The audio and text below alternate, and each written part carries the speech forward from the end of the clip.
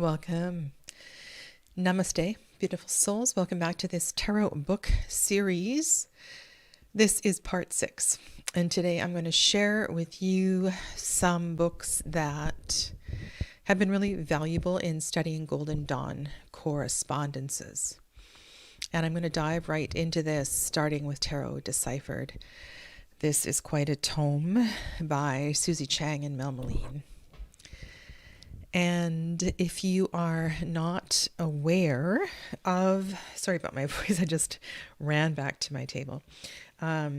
This particular book is a synopsis of a podcast called Fortune's Wheelhouse. And Fortune's Wheelhouse is this amazing broadcast that goes through all 78 of the cards plus extra broadcasts, looking at the cards primarily from a Golden Dawn perspective. And there's an abundance of other material there. But this particular book is a great resource, and I would like to take some time to go through it at the top today. As well, I will be looking at more Thoth inspired, Crowley inspired books, and some other general references as well too. So welcome, my name is Sadhana, and I am a tarot reader and absolute lover of studying the tarot. And I truly believe that this is an ongoing project. We can never know enough. And while there is a lot that is learned by practicing reading and becoming more in tune with the illustrations of any given deck, learning to read intuitively, I think that I can't say enough about tarot study. All right, so table of contents, major arcana. And then minor arcana, and I'm sure this one also has a lot of appendices as well too. So yes, we have tree of life diagram, table of decans, and we will look at some of these appendices as well too. So I want to give you a flavor of what each of the cards contains, and sort of what I take away from both their Fortune's Wheelhouse broadcast as well as this book. The broadcast happened over a number of years, so they were spaced out. They may have been weekly. I think it was longer than that, that it took the entire series to be broadcast. But generally speaking, there is, with each of the broadcasts, very similar topics to what you're seeing here. There is astrological components. They talk about the tree of life. There's always mythology, mythological connections. And then there is a discussion of the card in terms of the Waite-Smith Tarot, the Rider-Waite-Smith Tarot, as well as the Crowley Thoth Tarot. They do a really good job in general overview and repeating and building layers. So it is definitely a worthwhile, if you're listening to the podcast, worthwhile listening to it from the beginning. And they do get much more fluent, and the podcast just gets better and juicier as you go on. Let me get you a little bit more light here. We'll see if that helps. All right.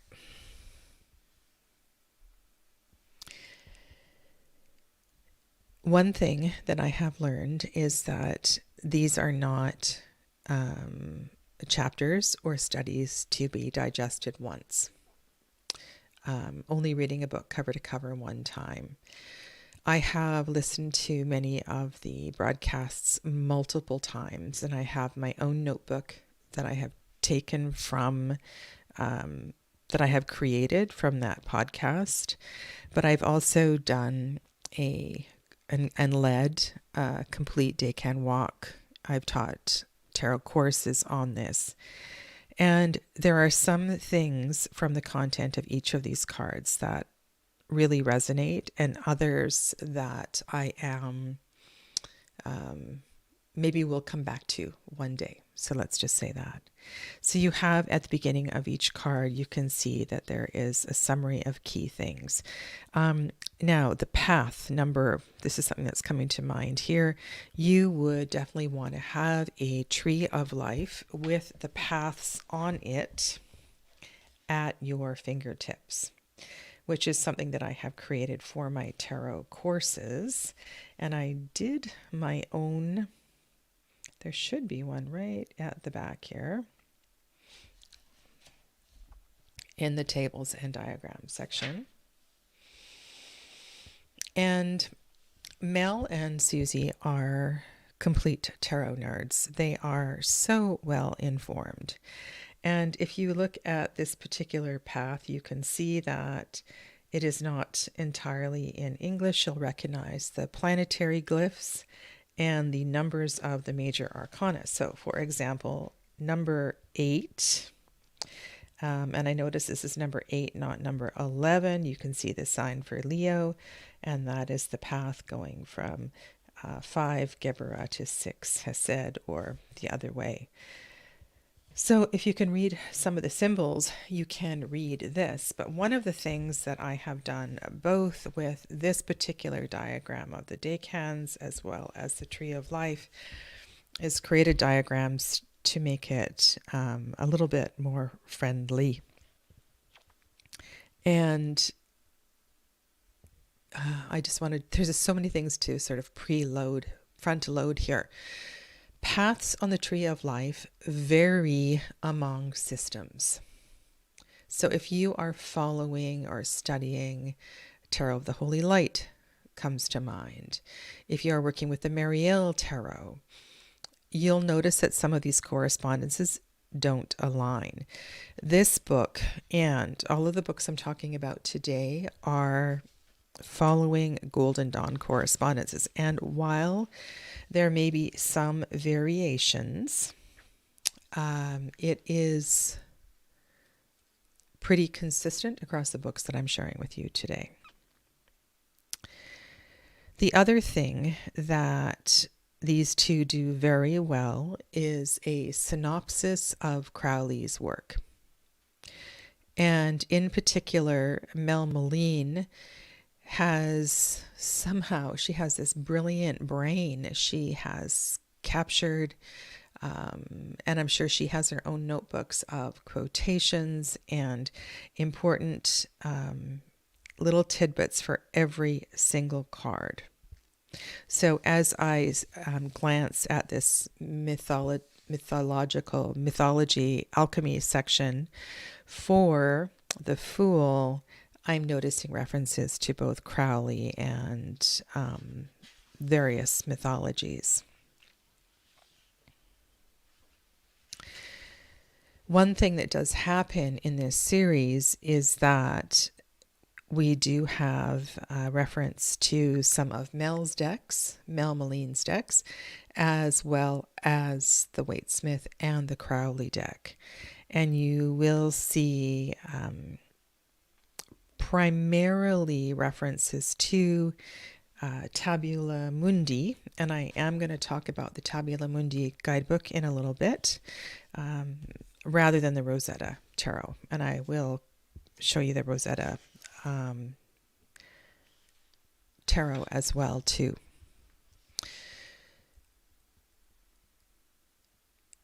Of all of my Thoth-inspired decks, I have to say that Mel Moline is an incredible follower, and she has digested the work of Crowley so well, and the way that she has been able to apply the teachings of the Golden Dawn to really interpret and absorb and integrate the messages of Aleister Crowley and study the artwork of Lady Frida Harris. Her decks are, I would say, really important to study alongside the Crowley Harris deck. So let's go through. Let's choose one of these cards. Oh, I'm seeing here even too that I recognize this card from one of, I know this card. Lion Strider Tarot. Yes. And because this book is published by probably Llewellyn, yes. So it's a Llewellyn book. We do have access to other cards as well too. So that can be really helpful. And I have a lot of books. I did share some with you in the first series where we do have colored pictures of other cards, and that can be really, really helpful.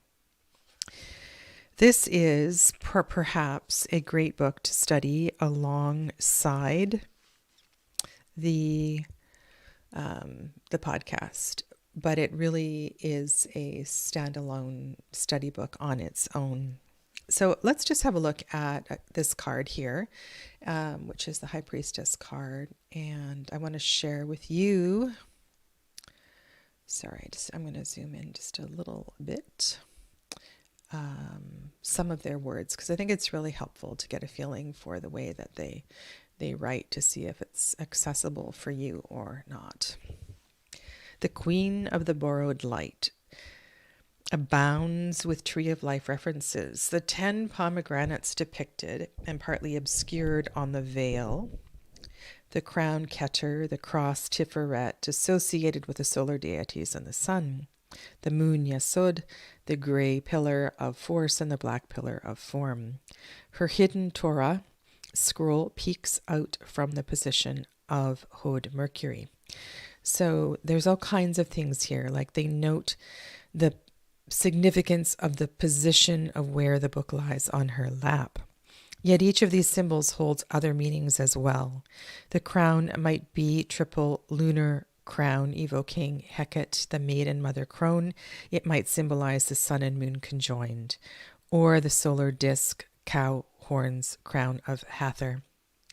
The pomegranate suggests the myth of Persephone and Demeter, reminding us that the High Priestess is a sacred intermediary between realms separated by the veil. The veil itself may separate the unconscious and conscious minds, the living from the dead, and the supernal realm from the mundane.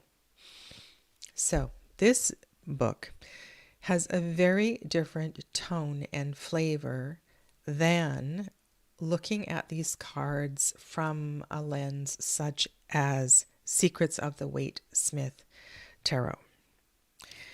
They go back and forth and help us to understand. I'm going to read you the Thoth symbolism as well, and I see we do have a Soprafino card, or this is from the Ancient Italian Tarot on this page as well too. It goes on to talk about the B and the J and the reference to Boaz and Yahim, those letters that are on the pillar. But skipping down to the Thoth symbolism, and is there a picture of the Thoth card? There is not. Astral warps. Let me get the Thoth card for you.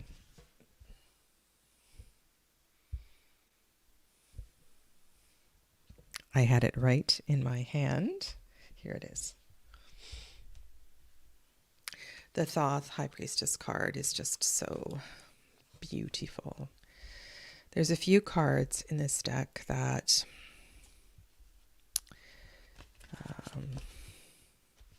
really have begun to awaken something very special for me. Okay, so I'm just going to put it here while I read. Astral warps and wefts swirl, shimmer, and vibrate, veiling her bluish light and turning the body of the enthroned priestess into a radiant cup. Lit by the white brilliance of Keter, The luminous veil conceals by its very brilliance,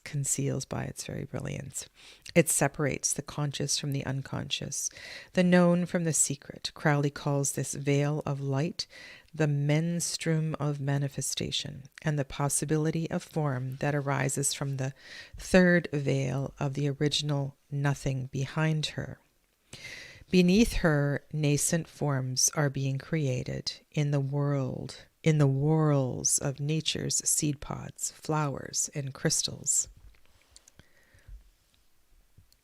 As the embodiment of the middle pillar, she sits between silver pillars rayed sky blue. Her headdress of disc and crescent and her throne are emblems of Isis. 7 more crescents radiate beneath it, the 7 invoking Venus, whose path crosses hers horizontally, and that's referring to the tree of life, for she is both virgin and eternal mother. So one of the senses that you get from both the book and Fortune's Wheelhouse is, I have a feeling that Mel Meleen wrote the Thoth descriptions while Susie Chang wrote the RWS descriptions. There is a different tone and a different level of passion and a different approach. And one thing about this particular book is that you, while it is very poetic, it is completely comprehensible.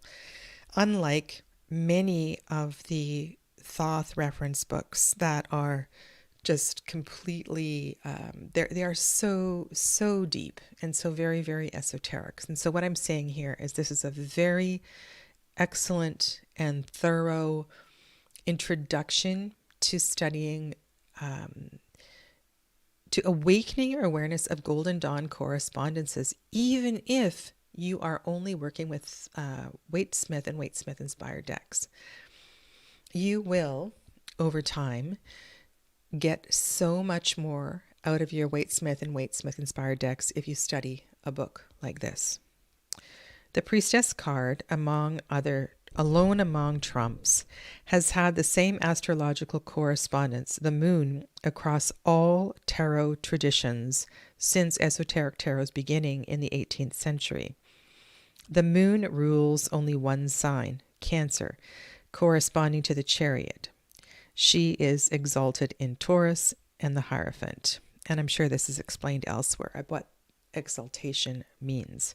The Chariot represents the moon's swift orbital speed and heavenly passage, its emotional fluidity, its protective covert nature, and its role as bearer of news.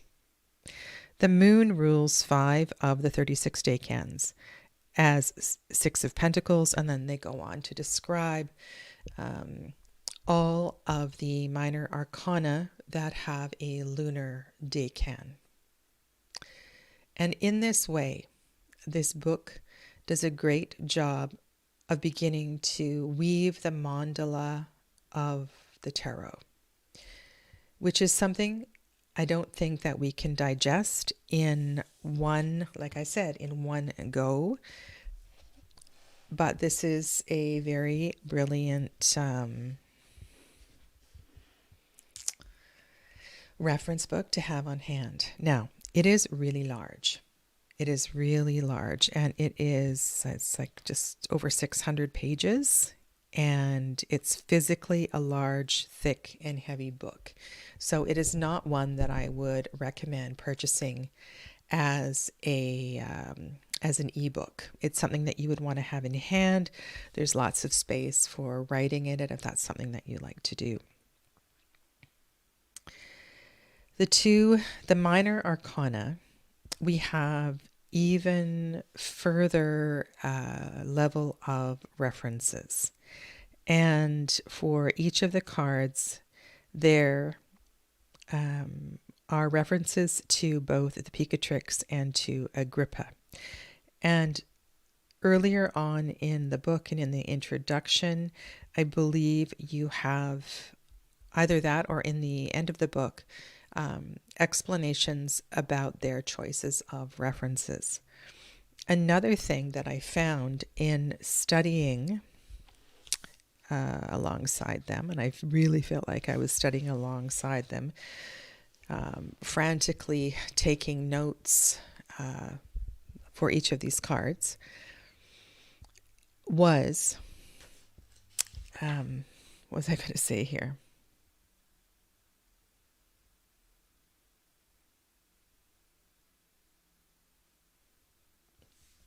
Sorry, I lost my train of thought. Perhaps that the expansion and the details of my mandala needn't include everything at once, that I could focus on one or two of the references and slowly build my repertoire rather than absorbing it all at once. So in the minor arcana, again, we have astrological references, we have mythological references, descriptions of tremendous detail from both the Waite-Smith, the Thoth Tarot, and often from Mel's cards as well, too. Like I said, from Tabula Mundi or from the Rosetta Tarot. And a bonus in this book is because, like I said, it's a Llewellyn book. You're going to get pictures from other Llewellyn decks as well. Okay. At first, the level of detail in this book and in the podcast may be overwhelming. These two pull together so many resources that I think if you are a beginner or even an intermediate, that you want to choose which references that you are going to study and not have to study everything all at the same time. So the gift of this book is that you get perhaps even more information for the minor arcana than you do for the major arcana, or just as much. And the detail that is put into the building of the web of each of the cards is, it's so very, very thorough.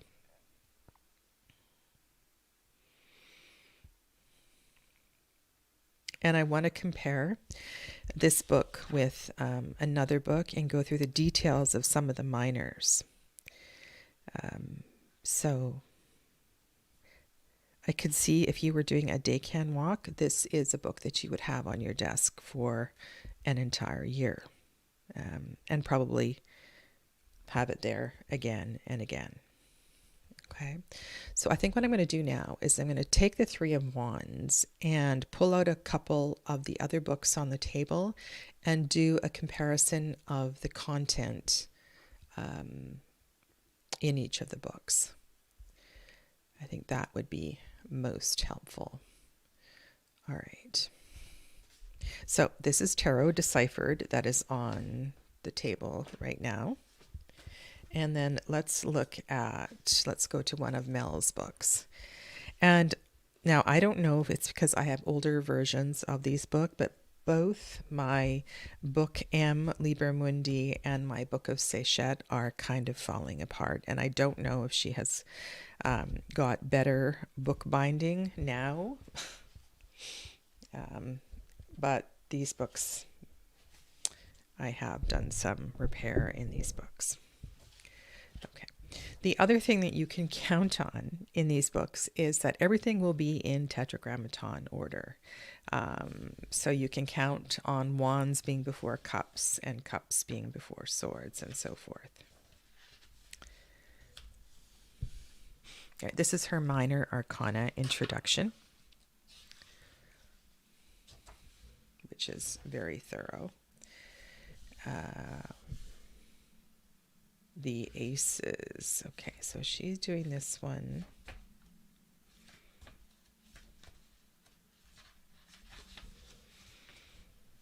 Yes, bear with me. So the minor arcana in this book is organized aces and then twos.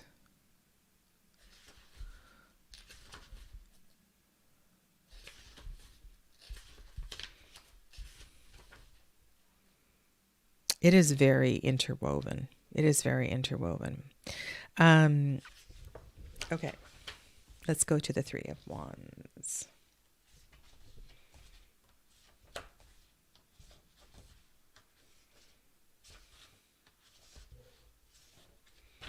Okay.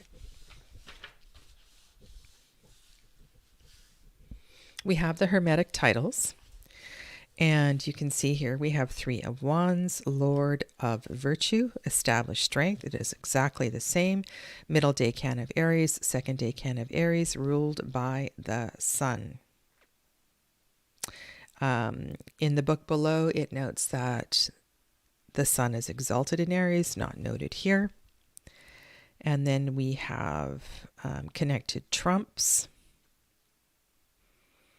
And we do have color correspondences in this book as well, too. The Lord of Virtue is the middle decan of the cardinal sign Aries. And I noted that in this introduction, there is a significant bit discussing cardinal, fixed, and mutable signs and how we can use this information to work with the tarot. Hello, Perry. Welcome. Let me start again. The Lord of Virtue is the middle decan of the cardinal sign Aries and combines the energies of the Emperor with the Sun. In Binah, the Sephra of first form, and the Queens with the element of fire. So what does that mean?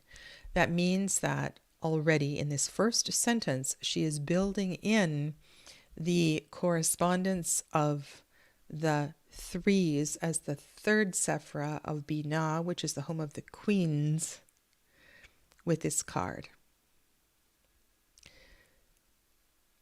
What I'm saying here is that these decks, these books, are about learning to weave the tarot, not about studying the tarot cards in isolation, which to me, I suppose I may have begun that way, is one of the most difficult ways to learn the tarot and not understand the connections among the cards.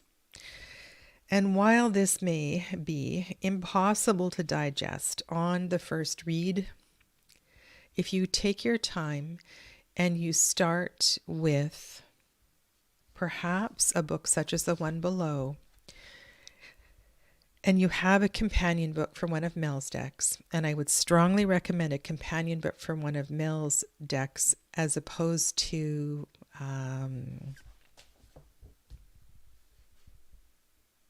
do I even have it on the table?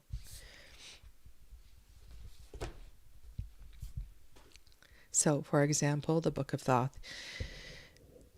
Honestly, if you have a Mel Meline reference, you don't need this particular book, which is great to have as a reference book, but it is not nearly as digestible. So just saying. There are other great Thoth scholars, and I'm going to share with you one other Thoth reference book that I think breaks it down in digestible chunks. Okay.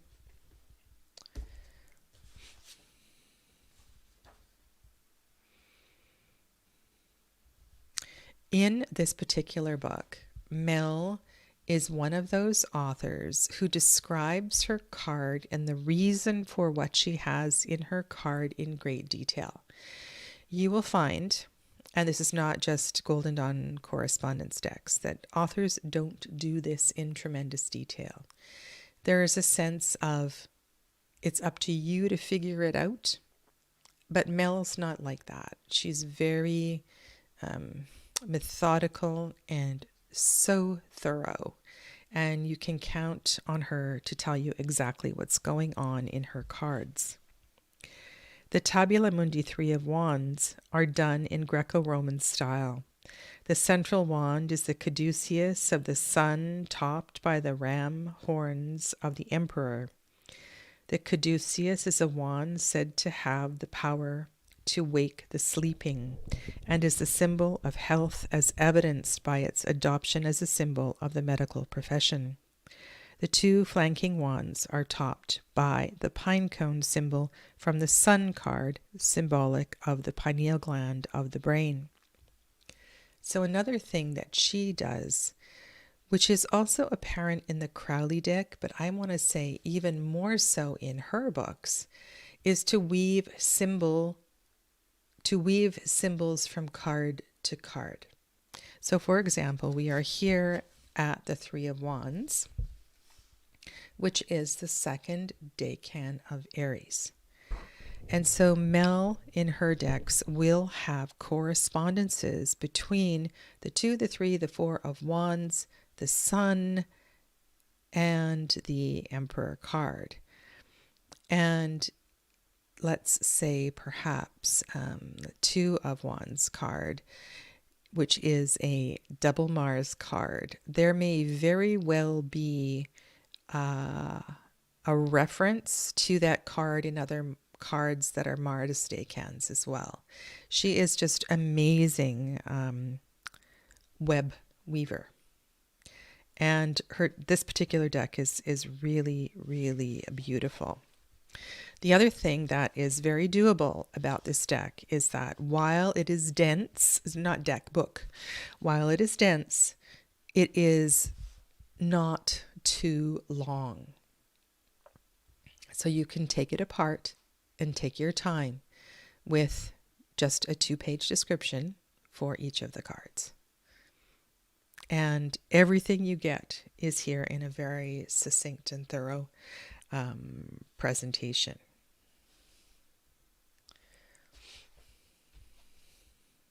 Now, if we were to use this particular book here, and we're going to go to the 2 of Wands.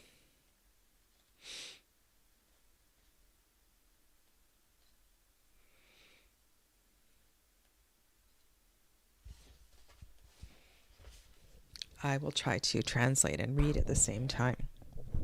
2 of Wands is known as Dominion. This card pertaining to Hokmah, which is the second Sephirah, in the suit of fire, represents the will. Oh, sorry, we were doing 3 of Wands. Okay. This card refers to Binah, which we were just talking about in Mel's book, in the suit of fire. And so it represents the establishment of primeval energy.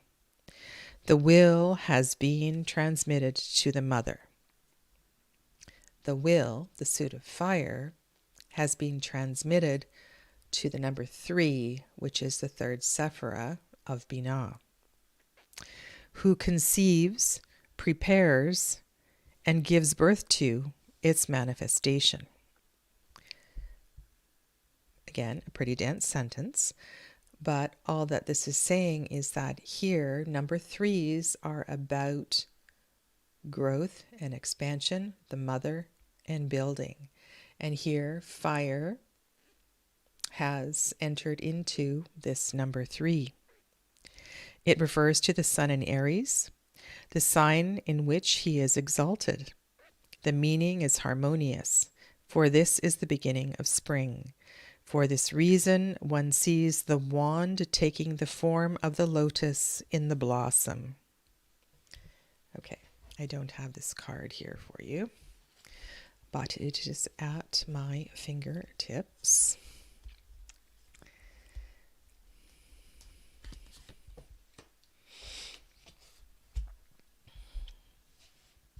So here we have 3 lotus wands in this card. For this reason, one sees the wand taking the form of the lotus in blossom.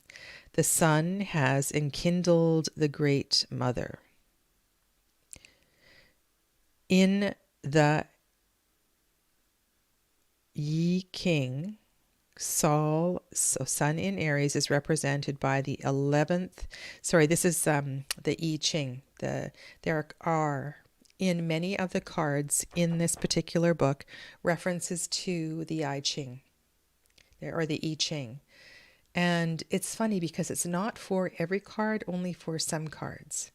And I don't know if it's in this book, but certainly in their podcast, they do talk to the I Ching references that Crowley does bring up. In the I Ching, Sun in Aries represented by the 11th hexagram tie, its meaning is identical with the above description. So where the I Ching maps the astrology, Crowley does bring forth and mention the I Ching. Where it doesn't, it's not mentioned. So there is not a hexagram for every single Thoth card. Now, you can see that this is a very small description here. Whereas if we go back to the beginning of this particular book and we go to some of the descriptions for the majors, the Fool, for example,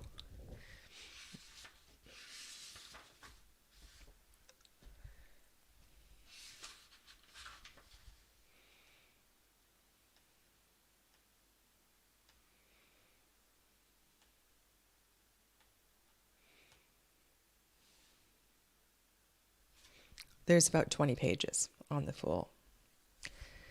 And within those 20 pages, there are references to other cards and other Crowley books as well, too. This is not a good beginner book for beginning your Golden Dawn exploration. I would say that it is essential to have a copy of this deck, but it is not essential to have that book. Now, you may have another book by Lon Milo Duquette. I don't have his book here. I do listen to his podcasts and follow him, but I feel like with the references that I'm sharing with you here today, I have found a little nugget. So just let me pause here for a second. My yearning to revisit the Golden Dawn associations became loud and clear when Kelly Burton, her first deck came out, Journey of the Sacred Bee. And Kelly in Journey of the Sacred Bee put all of the Hebrew letters on the cards, the planetary information. Some of the titles, she used Golden Dawn titles, and other cards, she created her own title. I also want to say that Golden Dawn titles may not necessarily be the same as Crowley titles. And so entering into this level of study, it's important to kind of go back to the beginning. And I wonder if I do have a PDF handy here. Let me see for you. Sorry, I know I'm kind of all over the place. I believe on Benabel Wen's website, I do have a folder on my computer that is called PDF guidebooks. And the version of book T that I have here, I believe came from Annabelle Wen's website. So let me see if I can share this with you. And I know I'm just hopping everywhere, but this may be kind of helpful. Okay.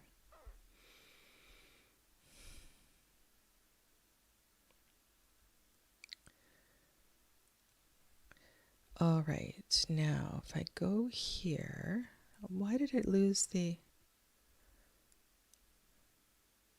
It might be because I'm sharing it. So before I shared it, all of these underlined bits had a link in them. Oh, here's the links here. So let's see if I can maintain this link. Yes, so from this summary, this particular list, it will skip forward to the card itself. I would say that, oh my goodness, this is so convoluted and I apologize. Understanding that most of the Golden Dawn decks are based on the descriptions from book T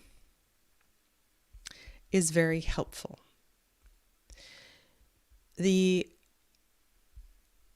Rider-Waite-Smith deck is also based on the descriptions in book T, as is the Crowley deck and other decks as well too. Both Waite and Crowley adapted the contents of book T to form their own decks.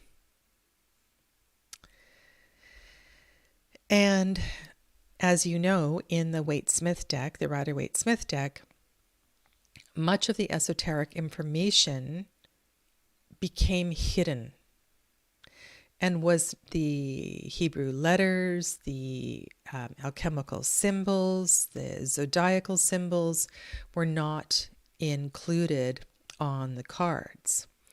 Whereas on the Crowley deck, he decided to include everything and put it out front for those people who wanted to study. And if you read, I have about 3 or 4 books of Crowley's work. It's really interesting to try and make sense of some of the things that he describes, and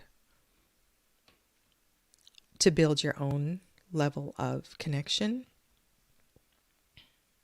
But it's really important to know that these deck creators also were moved by and felt something and made decisions in the changes that they were going to make to their own decks. Saying that, however, it is very useful to know about the beginning of this. And so having a link to book T, depending on how much you're going to nerd out about this, can be very, very helpful. Fever Dreams. Hello, Tammy Pie. Welcome. All right. So Tarot Deciphered does not include everything that you will find in the Fortune's Wheelhouse broadcast, but it is an excellent synopsis of that podcast and more. And this is a very large tome, but one that is really, really excellent. If you are working with Mel's decks herself, I would strongly recommend purchasing the guidebooks, the extra guidebooks to go with them. They are very, very useful, and she does a very excellent. She is such a tarot nerd and just kind of brilliant. But again, they are very dense. Every sentence is very dense, and so it does take time to peel all of this apart. All right, now, where should we go?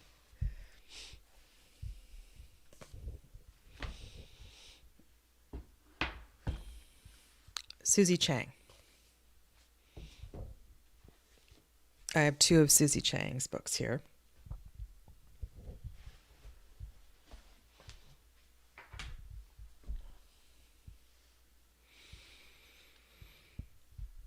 I was really sort of, what do you call it? Like, big fan a couple years ago, last year. Oh my goodness. I was reading everything Susie Chang and Mel Meline, or rereading, because I had a lot of them in hand already. This is a newer book. You can tell it's not very well used. Tarot Correspondences, Ancient Secrets for Everyday Readers. And this, if you know me, I'm always making jokes about the number of spreadsheets that I have. And I think I have met my very best friend. This is a book only of tables. Tables and tables and tables. And I will skip to page 147.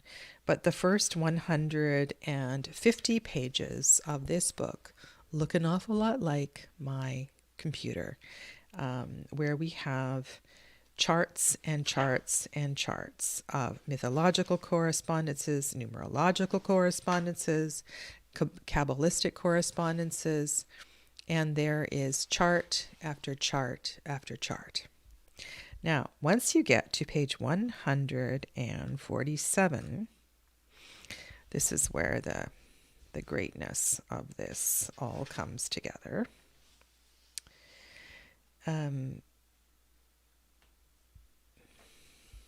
There are some really juicy chapters here.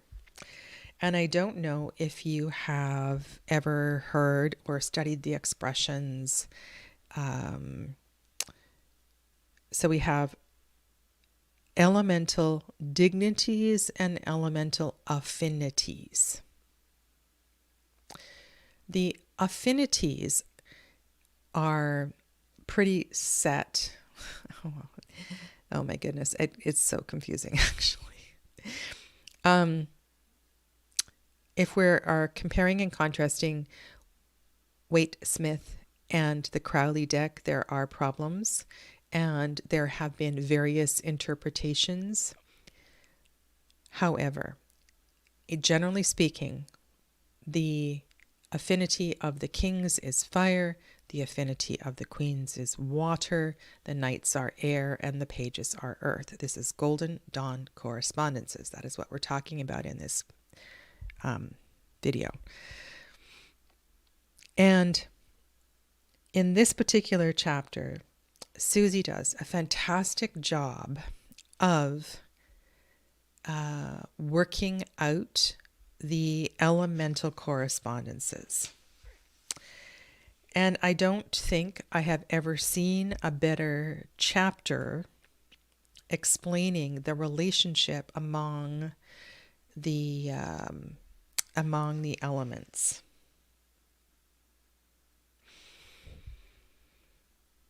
Some of it is intuitive. Some of it is not. Some of it feels contrary to what I have learned in my yogic studies.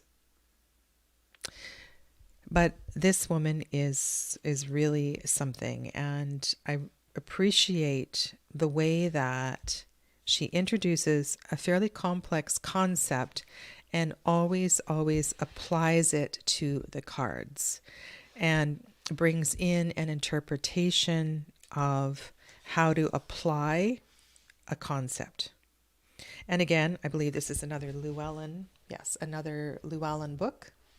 So you're going to get lots of pictures of various decks that are in the Llewellyn library. And you can see that this chapter is going on for some time here. So this is a really, again, the first part of the book may not necessarily support you on your tarot journey if you're not interested in charts, because it's the first 150 pages. But the second half of this book is very useful. And you can see the title of this chapter, Using Astrological Correspondences. And again, there is a detailed and well-paced introduction to this, followed by some application. So in each of the chapters, she applies the principles at the end of the chapter. All right, so there is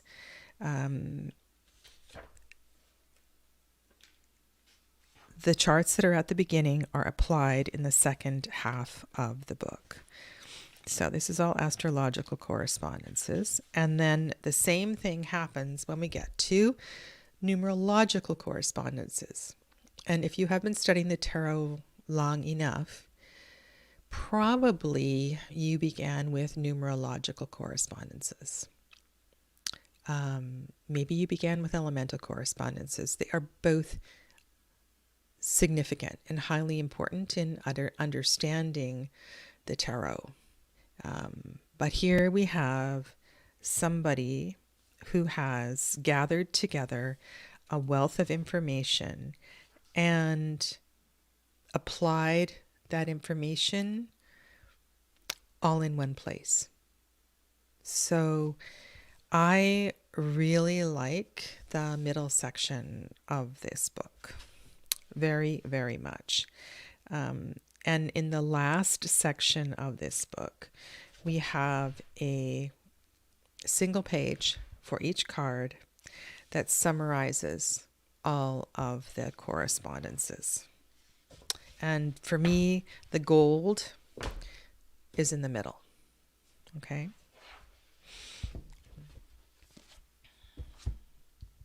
Her other book, Susie Chang, that I have on the table is the one that is specific for doing a Decan walk, and it's called 36 Secrets.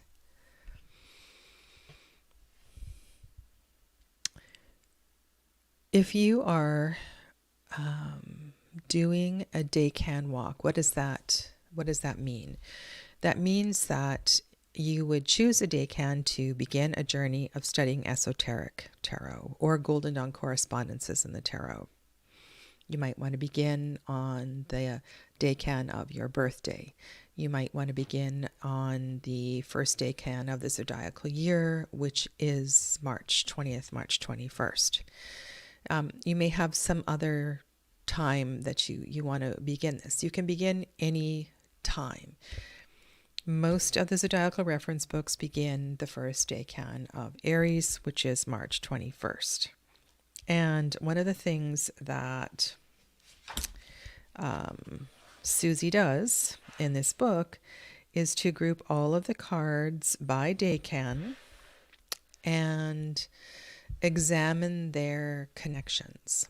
So here we have the third Decan of Virgo. Well, let's go to the Decan that we are at now, which is the first Decan of Virgo, which is 8 of Pentacles.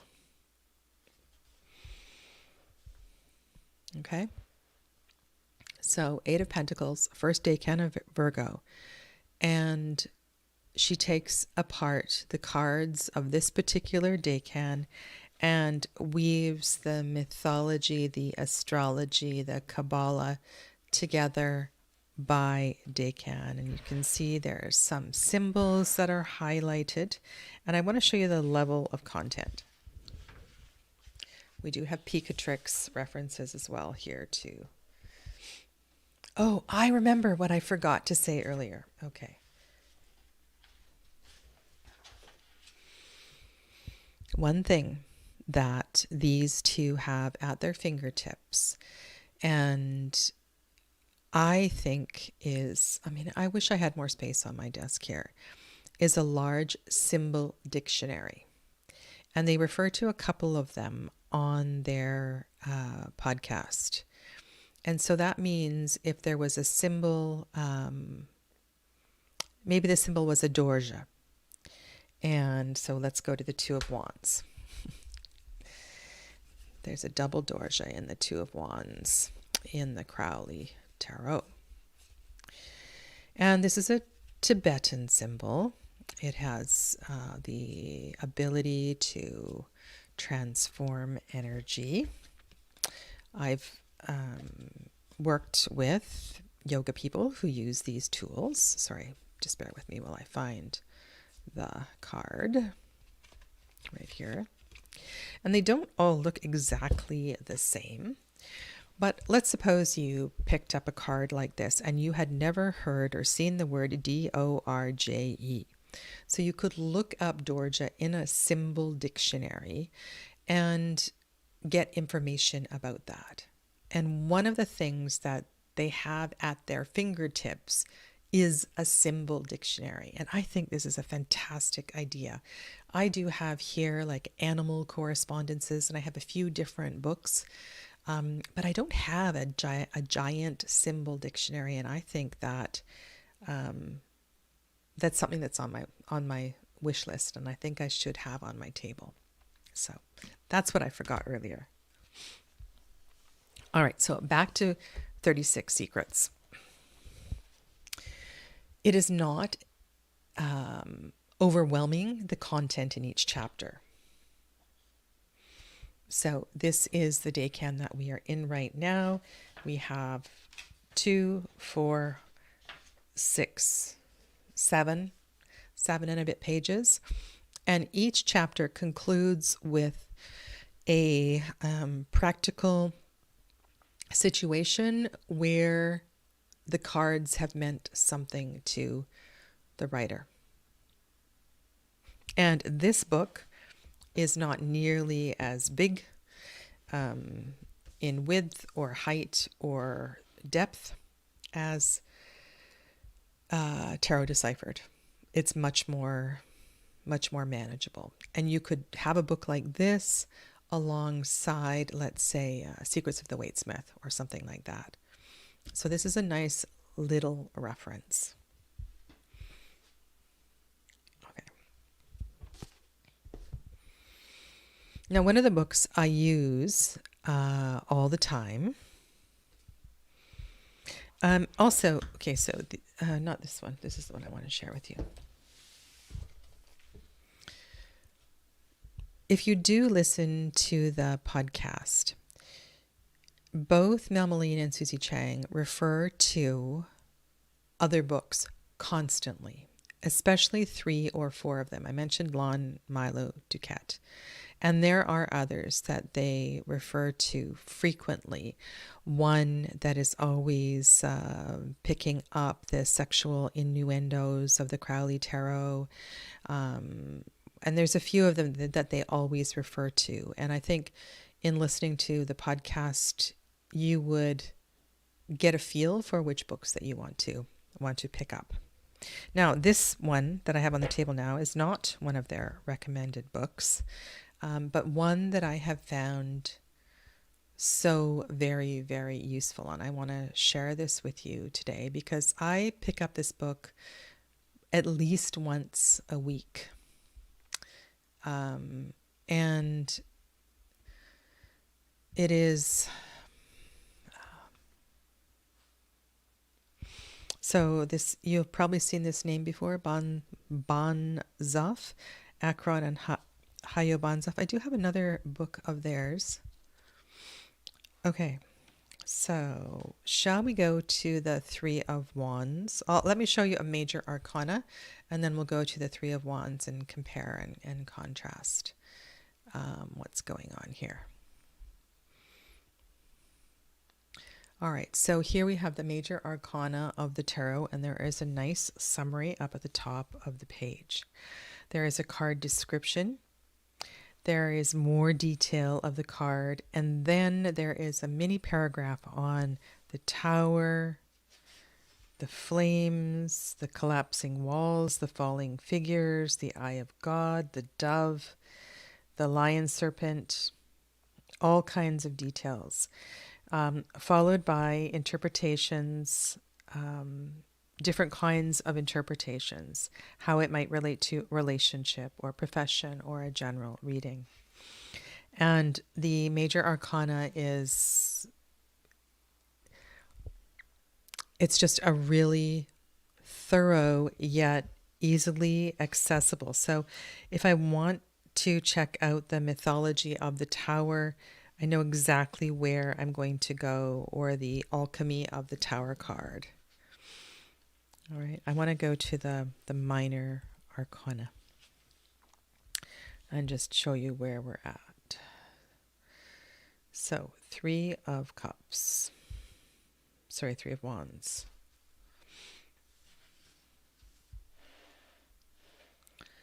Okay, so for the minors, you have a single page.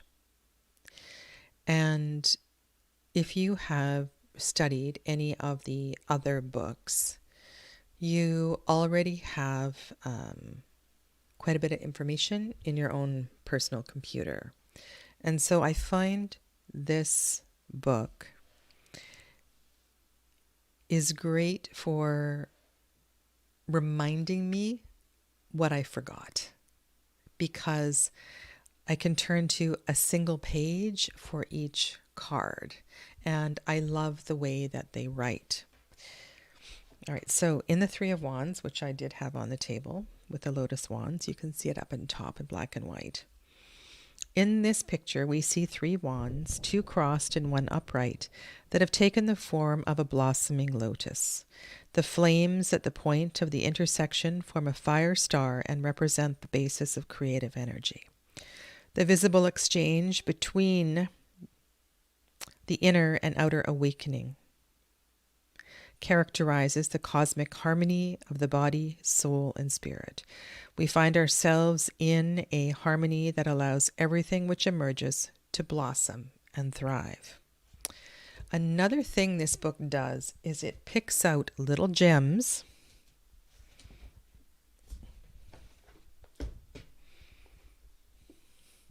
from this book.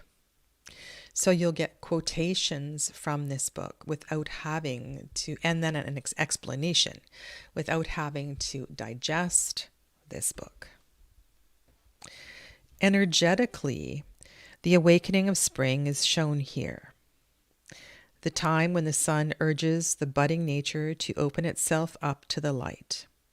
The restless fire spirit of the previous card, 2 of wands, chasing nature out of its lethargic winter sleep, has transformed itself into the powerful spring sun enveloping the sprouting shoots in a luminous sea of light.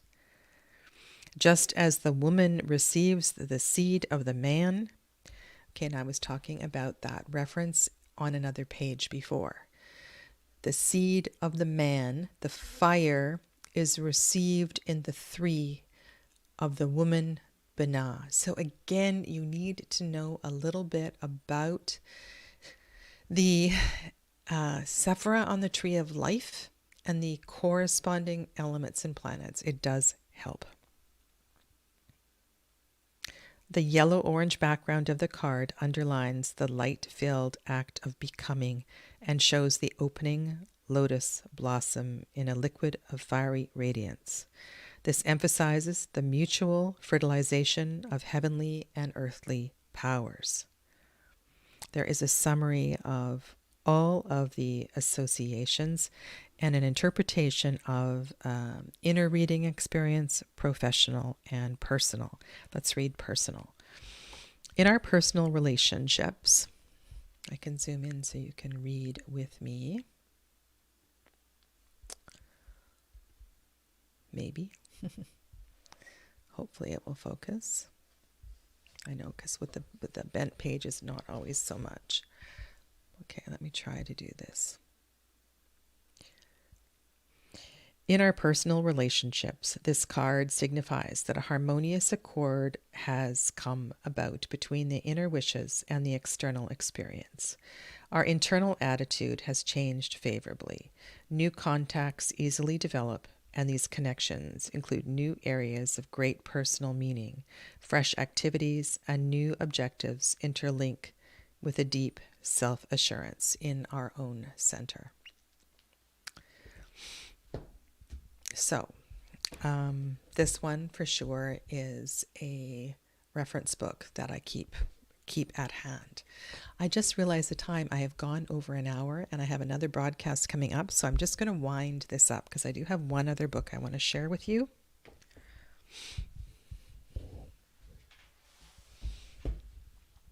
And maybe this is a great way to wind up this conversation. This is the extra book for the Thoth Journey Tarot. And there is a little white book that comes with this deck, which is perfectly adequate. But this particular book has a single journal entry for each of the cards. And if nothing else, I think, hello, Antoinette. Thank you for being here. If nothing else, what this journal, and I have read every page of this journal, does is inspires me to really feel my way into the energy of the decans. And what's really kind of fun to do is, after you have studied a little bit, is to read through this journal entry, which is very poetic and creative, and go, okay, well, where are the astrological correspondences in this poetry? And I have learned a lot through this. And I did a side-by-side weekly reflection, maybe weekly or almost weekly reflection, with this tarot deck and the Asherah tarot deck. And I looked at how both of these creators used the Golden Dawn correspondences. And it was really good. It was really good for my study. Yeah. Okay, so these are just a few of the books that are available for studying Golden Dawn correspondences. However, the one that I started with is a great reference to have. And if you want to take your reading of and your interpretation of Waite-Smith and Waite-Smith inspired decks to a whole new level, this is so worthwhile. This is not just about learning to read Crowley's deck. It's so much more. Yeah. Okay, so I'm going to sign off for today, and hopefully I will see you all very soon. Take good care of yourselves, and namaste.